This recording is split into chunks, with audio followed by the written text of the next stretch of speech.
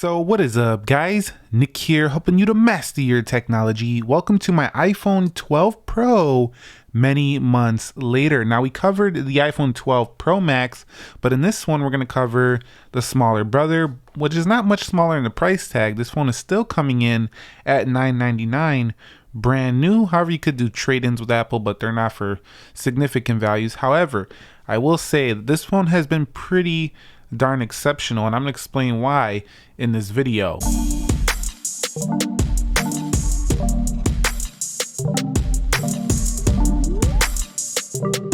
So let's begin with the body. Now, what I really love about the iPhone 12 Pro versus like the Pro Max is that it's a smaller, more premium phone, but the edges with the stainless steel, just like the Pro Max, they kind of remind me more of the 4S days versus like the 5 with the aluminum builds on the iPhone 12 and 12 mini.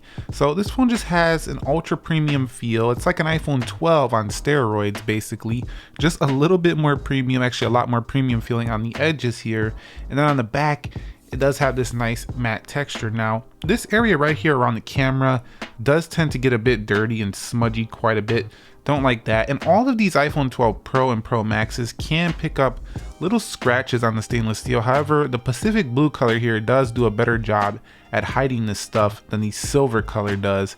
The gold color does a better job than silver, as does the space gray color. So definitely really happy with the Pacific blue color here, choice of the iPhone 12 Pro. Although I did like midnight green, I will say the body and the build of this phone is pretty darn exceptional. It's just like a miniaturized version of the 12 Pro Max. And with that miniaturization of that, you do get a lighter, more manageable 6.1 inch screen, which is not quite as huge holding day to day.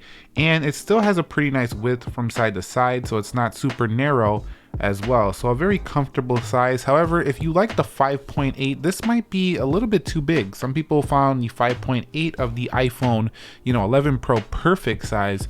This might be like, why did you go up 0.3 inches? You made it just slightly uncomfortable. It might be slightly uncomfortable for those of you who love the 5.8 inch size. But other than that, it's just a dream to hold in the hand. The squared edges give it nice grip. When you feel that stainless steel, it just feels like $1,000,000. Ceramic shield on front and back. I'm not taking chances. I did put a screen protector on here, but I have dropped this phone, no damage. These iPhone 12s are a lot stronger than you might think, much stronger than previous iPhone generations, and they don't break very easily. So definitely not saying to go rock them without a case, but they definitely are very strong phones. Even if you weren't wearing one and you dropped it, you probably wouldn't destroy it. You would nick it up a little bit, but you definitely wouldn't destroy it. All right, guys, and let's discuss display. Now, this does have the Super Retina XDR OLED display on here, HDR10, 800 nits of usable brightness with a 1200 peak. So just like the iPhone 12 Pro, super bright display, probably more than you'll ever need. Look how bright this is. It's ridiculous. Let me just lower this down. The only time you're gonna need this brightness is outdoors. And while other phones can hit a higher peak brightness, if you're like on the fence between the 12 Pro series and the 12, this is one area where you're really gonna notice the difference is a much brighter display. And that makes a difference for those of you who are definitely, heavy users of your phone. When it comes to the resolution though, it's pretty much the same as the iPhone 12, giving you 460 ppi density, which is very sharp actually. A lot of phone manufacturer competitors are going to 1080p displays. This one's a little bit higher than that at 2532 by 1170, meaning the text is tack sharp on this phone. And I hope Apple keeps this around and doesn't lower the resolution on these phones, because they really are very sharp. Though it does have a notch on here, so if you are watching video and you pinch in, this is an area where I think Apple is definitely going to shrink down in the next generation, maybe a little bit, and then eventually probably try to find a way to integrate Face ID in the bezel. But definitely you can easily ignore it by just pinching YouTube videos back down like that. And so it's still a usable experience, but you are left with some black bars here, but a very nice OLED display. I will say that Apple does tune this display more on the accurate color side versus like a overly saturated. So if you like a very vibrant, punchy display, this is probably not the most vibrant or punchy, but I think it strikes a nice balance between natural and vibrant. And there's no 120 hertz display on here. So many months later, I've been just thinking about, what is Apple's iPhone gonna feel like when they do get a 120 hertz display? Because right now, it's not that it's unsmooth, it's a very smooth display. Even with 60 hertz, it's like the smoothest 60 hertz type of operating phone I've seen out there. So I think it's just going to get even better on the next version because it looks like Samsung is going to be producing the OLEDs 120 hertz. They've already been doing it on all their S series phones, so I'm pretty sure Apple's going to buy out some displays and go ahead and make them 120 hertz on the iPhone 13. Going to be super smooth running that iOS. And covering software with the iPhone 12 Pro, it's basically the same as the 12 mini and the 12 and the 12 Pro Max, but it's a little bit closer to the 12 Pro Max. Mostly in the camera department. You do have the telephoto zooming on here. Now this one can only go 10x, whereas the iPhone 12 Pro Max can go 12.5, something like that, and it go 2.5x on the zoom. And on here we have optical image stabilization. On the iPhone 12 Pro Max, you do have like a sensor shift stabilization, so the video slightly more stable on the iPhone 12 Pro Max, but still very good here. Other than that, the software is identical to iPhone 12 series. However, one noticeable difference is you get different wallpapers like this one right here for the iPhone 12 Pro. And as you can see, here are the other wallpapers that come with the 12 Pro series. You don't get that purple one, but you can download those iPhone 12 wallpapers easily from the internet if you do want. Yeah, but other than that, iOS 14.5.1 on board, up to date to the latest software. Security fixes just rolled out yesterday. I gotta say, very smooth, very slick, nice features, and they didn't introduce quite a bit in the iOS 14.5 update, so it looks like the 12 Pro should be seeing quite a bit of new features come iOS 15 along with the other rest of the iPhone lineup. Okay, so I want to talk about the battery life. Now, battery health still at 100% for me on the capacity. However, I gotta say that the actual battery performance on the iPhone 12 Pro is slightly disappointing by comparison to the 12 Pro Max, and the reason for this is because I noticed when I'm using the camera, or if I got this brightness turned up too high, it just drains quicker. It has a smaller battery. There's just no way around it. 2815 milliamp hour battery, it drains quicker than the iPhone 12 Pro Max. However, I find it to be slightly better than the iPhone 12. It's not nothing like the 11 Pro. The 11 Pro had better battery life, and this might be due to, it's having 5G. Not sure why it is.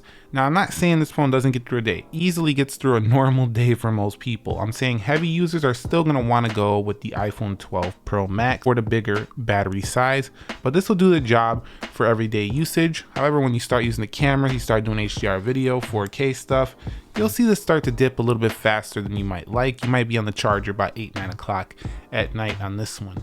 I'm very happy with the 128 gigabyte starting storage. At $9.99, it's just understandable why Apple would do this. You don't want to get 64 gigs at $1,000. So before, you can get the 128 gig iPhone 11 cheaper than the 64 gig iPhone 11 Pro. So I just like how they started this at 128 gigs. I think it's an excellent choice on their part, and it gives you breathing room on your iPhone 12 Pro without having to go to the next level up to the 256 gig.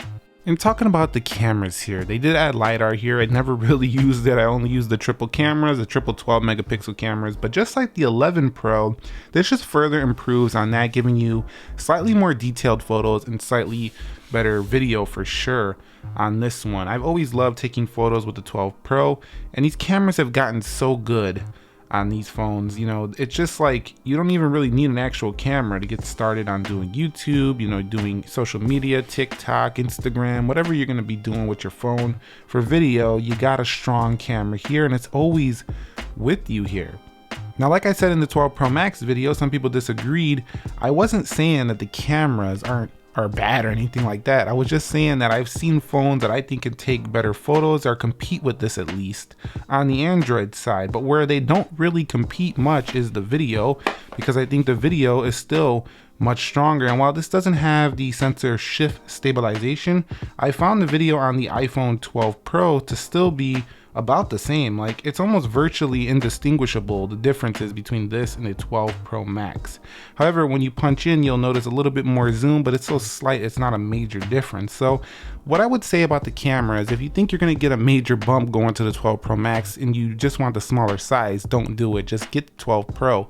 You'll be very happy with the camera because the differences are very negligible, and I don't think you're really going to be using, the sensor shift stabilization as much as you might think you are. One thing I really love about the iPhone 12 Pro, Pro Max since the 11 series is how Apple made the front-facing camera just a boss, like competing with the rear camera on some other phones. 4K 60, 12 megapixel. This thing matches the rear cameras like you wouldn't believe.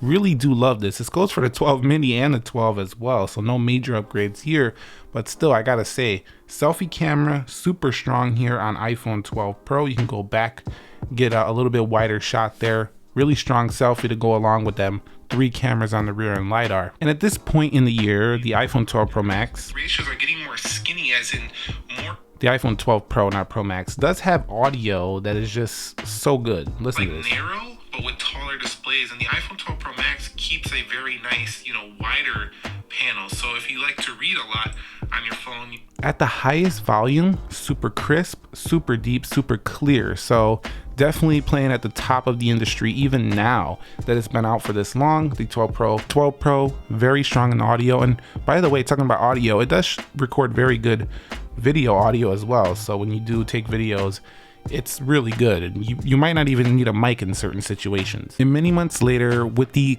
phone call quality, this is an area I also really enjoyed about the iPhone 12 Pro because it had better reception strength than prior iPhone 11 series in phone call and mobile connectivity. So a very strong reason to pick up the iPhone 12 Pro over something like the 11 series device as well. All right, guys, so that's it. Many months later with the iPhone 12 Pro, you might be asking yourself, should I buy this now? And I think if you don't want to wait several months till September, and with the chip shortages going on in the industry right now, the iPhones might be delayed this year. We'll have to see, or if they're not delayed, they might be in short supply, and then you're gonna have to wait a while if you don't pre-order right away.